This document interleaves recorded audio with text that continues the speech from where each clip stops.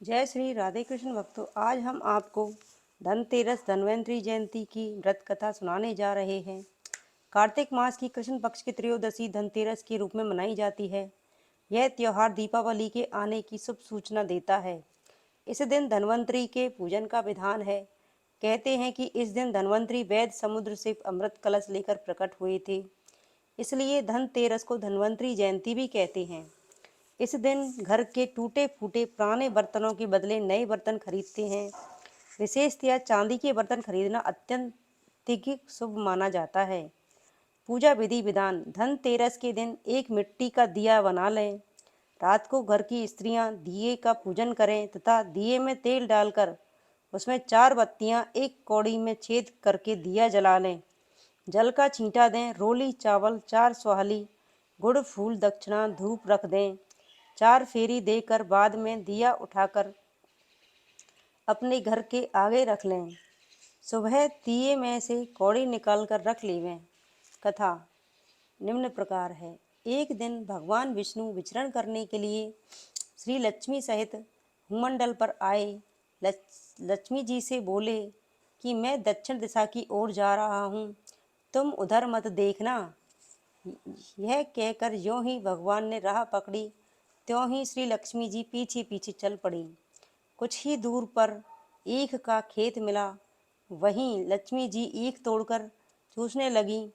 तत्क्षण श्री भगवान लौट आए और यह देखकर लक्ष्मी पर क्रोधित होकर श्राप दे दिया, जिस किसान का यह खेत है 12 वर्ष तक उसकी सेवा करो।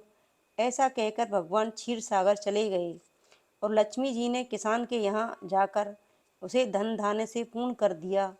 तत्पश्चात 12 वर्ष के बाद लक्ष्मी जी जाने के लिए तैयार हुईं, किंतु किसान ने रोक लिया। श्री भगवान जब किसान के यहाँ लक्ष्मी जी को बुलाने के लिए आए तो किसान ने लक्ष्मी को नहीं जाने दिया। तब भगवान बोले, तुम परिवार सहित गंगा जाकर स्नान करो और इन कौड़ियों को भी जल में छोड़ देना। जब तक तुम नहीं लौटोगे तब तक मैं नहीं जाऊंगा। किसान ने ऐसा ही किया। जैसे ही उसने गंगा में कौड़ियाँ डाली, वैसे ही गंगा में से 4 चतुर्भुज निकले और कौड़ियाँ लेकर चलने को उद्यत हुए।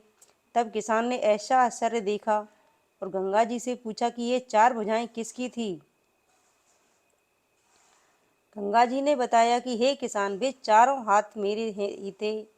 तूने जो कौड़ियाँ मुझे भेंट की हैं वे किसकी दी हुई हैं। किसान बोला, मेरे घर में 2 सज्जन आए हैं, उन्होंने ही दी हैं। तब गंगा जी बोली, तुम्हारे घर में जो स्त्री है वह लक्ष्मी है और पुरुष विष्णु भगवान हैं। तुम लक्ष्मी को न जाने देना, नहीं तो पुनः निर्धन हो जाओगे। यह सुन जब वह घर लौटा तो भगवान से बोला कि मैं श्री लक्ष्मी जी को नहीं जाने दूंगा। तब भगवान ने किसान को समझाया कि इनको मेरा श्राप था, जो कि 12 वर्ष से तुम्हारी सेवा कर रही हैं। फिर भी लक्ष्मी चंचल होती है, इनको बड़े बड़े नहीं रोक सके। इस प्रकार लक्ष्मी जी ने स्वयं ही कहा कि हे किसान, यदि तुम मुझे रोकना चाहते हो तो सुनो, कल तेरस है, तुम अपना घर स्वच्छ रखो। रात्रि में घी का दीपक जलाकर रखना, तब मैं तुम्हारे घर आऊँगी।